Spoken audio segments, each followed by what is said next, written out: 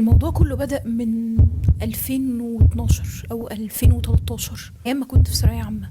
لما ابتديت مش عارفة أركز في أي حاجة حواليا بشكل كامل، مش عارفة أذاكر بشكل كويس، مش عارفة أنام، دايما طول الوقت حاسة بشعور غريب، شعور يمكن مش قادرة أوصفه. وساعتها اتشخصت باضطراب القلق.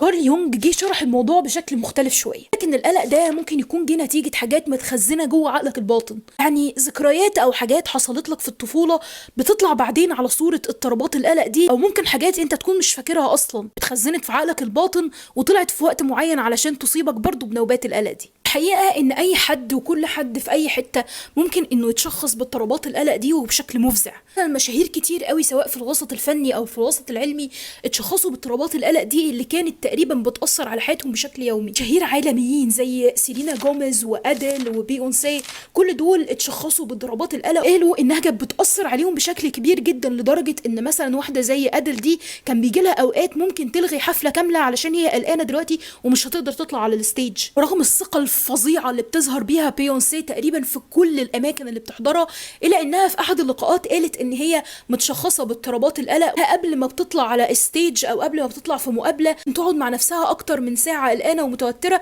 ومش عارفه تهدي نفسها ازاي. علماء كتير قوي ومن الناس اللي اثرت علينا في المجال العلمي كانوا متشخصين باضطراب القلق وقتها. عندك مثلا تشارلز داروين صاحب نظريه التطور، قال ان هو كان بيجيله اوقات بيحس بخفقان كبير جدا في القلب وتوتر وعرق ورجفه بتخليه ينعزل عن الناس كلها ويقعد لوحده لغايه ما يهدى. مثلا نيكولا تسلا اشهر مخترع عبقري في العالم، لانه كان بيجيله نوبات هلع وقلق واكتئاب كتير جدا، وغيرهم زي اسحاق نيوتن والبرت اينشتاين كل دول قالوا ان هم كان بيجي لهم اوقات كتير يحسوا انهم مش طبيعيين، انين زياده عن اللزوم وعندهم خفقان زياده في القلب، وكمان التنفس بيبقى مش مظبوط لدرجه ان هم بيحسوا انهم مش قادرين يكملوا حياتهم. طبعا كان بيأثر عليهم وعلى تجاربهم العلميه او على اوقاتهم اللي كانوا بيستثمروها سواء في العلم والدراسه او مع اهلهم. كان زمان ما كانش فيه التطور العلمي الموجود دلوقتي او العلاجات اللي بقينا نستخدمها لعلاج القلق، كان الحل الوحيد بالنسبه لهم انهم ينعزلوا في مكان لوحدهم، ومنهم اللي كان بيحس ان الموسيقى بتأثر عليه نفسيا كان بيسمع شوية موسيقى عشان يهدى، منهم اللي كان بينغرس زيادة عن اللزوم في أبحاثه ودراساته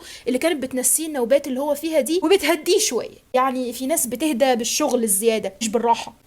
لكن دلوقتي بقى في بعد تشخيص الشخص باضطرابات القلق انه بيترحل على نوع معين من انواع العلاج. ناس بتتعالج بالصدمات سواء كانت صدمات اجتماعيه انه يواجه الحاجه اللي هو قلقان منها دي علشان يقضي عليها تماما، في ناس العلاج بالنسبه لها المناسب الادويه وادويه الاكتئاب وغيرها، في ناس ثانيه في الوقت ده بيكون العلاج الوحيد المناسب بالنسبه لها هو الدعم النفسي، في انها لما بتحس بالنوبات دي او بتزيد عندها زياده عن اللزوم بتبقى محتاجه اللي حواليها انهم يطمنوها انه مش هيحصل اي شيء مخيف. في ناس العلاج الوحيد بالنسبه لها هي انها تنعزل عن العالم كله وتحس بالاسترخاء والهدوء، وانها تروح في مكان كله طبيعه، شجر بقى او جبال وبحر، وتقعد قدامه علشان تفضي دماغها. تقريبا ناس تانية بيكون حلها الوحيد في الاوقات اللي زي دي وانا واحده منهم الحقيقه هو الصلاه، اننا نقوم نصلي ركعتين ونقرا قران، ده بالنسبه لنا راحه نفسيه وبيغيرنا من المود اللي احنا كنا فيه.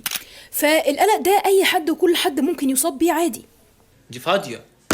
ودينا هو قلت لك ان في علماء وناس مشهوره كتير جدا اختراعاتها وحاجاتها اللي افادت البشريه كان عندهم اضطرابات القلق دي عادي. كل ما تحس ان انت دخلت في المرحله دي افتكر انك مش لوحدك، دي حاجه طبيعيه جدا بتمر بينا كلنا بسبب ضغوطات الحياه، لكن في نفس الوقت ما تسمحش لحد يقولك بانك بتدلع او ان انت بتعمل دراما. وريله الفيديو ده وقول له ان في علماء كتير قوي كانوا زيي واكتر مني، عشان كمان زمان ما كانش فيه ثقافه علاج الحاجات اللي زي دي، فده كان ممكن ياثر عليهم اكتر مني دلوقتي. ما تسمحش لحد ياثر على نفسيتك حتى لو بالكلام، ولا يقلل من اي شعور انت بتحس بيه تحت اي بند واي مسمى. مش لازم ابدا يكون علاجنا الوحيد في الصلاه والقران، انه في امراض نفسيه كتير قوي ده مش العلاج بتاعها، هو التقرب لله سبحانه وتعالى علاج لكل الامور، لكن المرض له علاج. اضطرابات القلق ده مرض من ضمن الامراض النفسيه اللي احنا لازم ندور وراها عشان نعالجها.